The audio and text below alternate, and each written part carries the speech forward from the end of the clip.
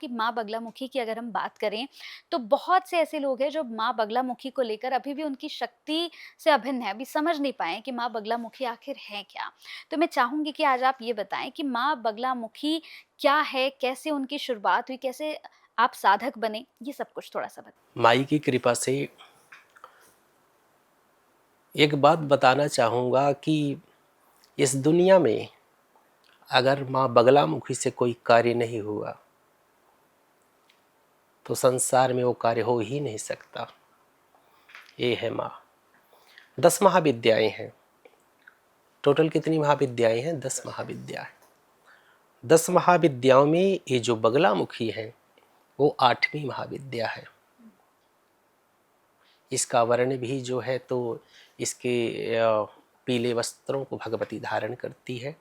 इसके साधक भी होते हैं तो पीले वस्त्रों को धारण करते हैं। और भगवती की जो साधना होती है वो रात्रिकालीन साधना होती है। बहुत ही चमत्कारिक देवी हैं बगलामुखी।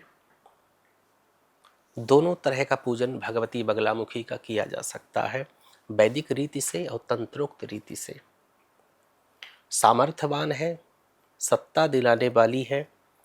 और आपका जो विशेष प्रश्न है कि मैं कैसे भगवती का साधक बना, मैं तो संस्कृत से वैसे आचार्य हुआ, फिर यूपीएससी किया, आईएएस।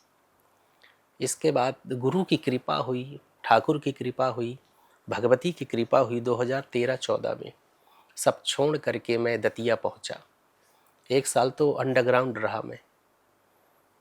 गुरु की कृपा से वहाँ मेरी दीक्षा हुई और मैं जाकर के पीठ में ही साधना करी और भारत के अन्य पहाड़ियों में जाकर के भगवती की साधना करी। ये क्यों हुआ? ये भगवती की कृपा से हुआ। पूर्व जन्म की साधना जहाँ से छूटी होगी वहाँ से वो शुरुआत हो गई। मैंने उस दौरान इस भगवती के चमत्कार को देखा। दुनिया में कई लोग होते हैं कि बिना दीक्षा के बताते हैं, सुन लिए कहीं से, गूगल में देख लिए, कुछ कर लिए। ये तो जो बालक आपके समक्ष विद्यमान है, बैठा हुआ है, ये तो विज्ञान को भी देख चुका है और आध्यात्म को भी देख चुका है कि भगवती का क्या चमत्कार है।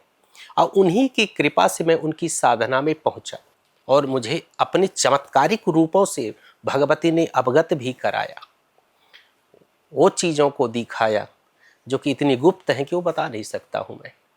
ये भगवती का ही चमत्कार है।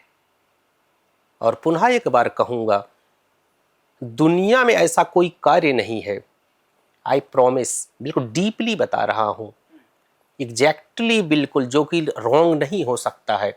इस ब्रह्मांड का सबसे ताकतवर मंत्र बगलामुखी का मंत्र है। रात्रि में साधना कर दो, घोर से घोर संकट क्यों न हो, वो विनष्ट हो जाएगा और सब कुछ प्राप्त हो जाएगा। ये मेरा वादा है संसार से।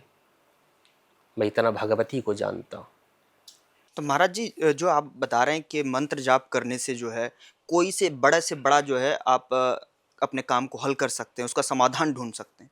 लेकिन हर कोई मतलब आम लोग भी जो है इसे जाप करने मात्र से ही जो है इसका फल मिलने लग जाता है, या फिर एक सिद्धि करनी होती है जो आपने जो है इसमें पूरी तरीके से महारत हासिल है?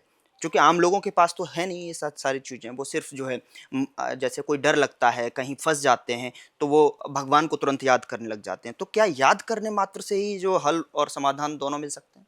कुछ चीज़ें भगवती बगलामुखी को याद करने से दूर हो जाती। जैसे थोड़ा बहुत अगर कोई कष्ट में है, कहीं अगर कोई आपको डर सता रहा है, कोई भूत प्रेत का हो गया या जादू टोने का, भगवती का नाम ही काफ़ी है। लेकिन अगर आपको साधना में जाना है, अगर आपको जप में जाना है, भगवती का ओरिजिनल भक्त बनना है आपको, तब जा कर के आपको साधना करनी पड़ेगी। साधना का मतलब होता है कि पहले आपको गुरु के पास जाना पड़ेगा। 10 महाविद्याओं के मंत्र क्यों, अगर प्रश्न सब दुनिया करेगी कि भाई ऐसे जप हम क्यों नहीं कर सकते, क्योंकि सारे मंत्र कीलित हैं। जैसे ये दरवाज़ा बंद है, कोई आना चाहे तो नहीं आ सकता है, उसको खोलना पड़ेगा। गुरु जो है वो क्या करता है कि उस मंत्र को देता है जो कि कीलित नहीं है, वो मंत्र देगा, फिर साधक जो है आगे बढ़ेगा। बिना गुरु की साधना असंभव है। अगर आपको बगलामुखी जी की साधना करनी है तो गुरु दीक्षा पहले आपको लेना पड़ेगा। गुरु दीक्षा लो, फिर उसका पुरस्चरण करिए, आप उसका जप करिए, और जपोपरांत भगवती जो है आपको मातृवत स्वीकार करेगी और जो चाहो वो आपको मिल जाएगा। बिना गुरु के ये साधना, गुरु दीक्षा के साधना बिल्कुल वर्जनीय है। नाम ले सकते हो आप, फोटो लगा सकते हो आप, और सब चीज़ें कर सकते हो, लेकिन डीपली साधना में जाना तभी संभव है जब आपने गुरु दीक्षा धारण ली हो, आप तब हो सकता।